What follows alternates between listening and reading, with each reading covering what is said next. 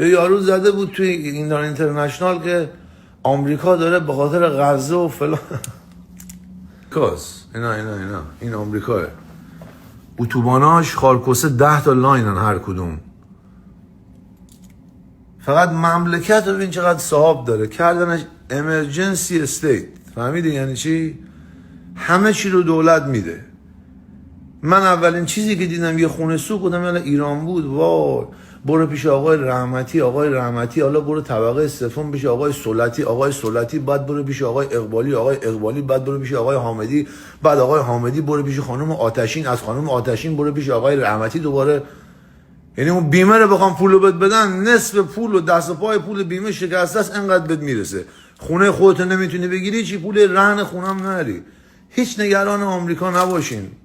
اینا انقدر دارن، انقدر سیستم دارن، انقدر به مردم رسیدن که حاجی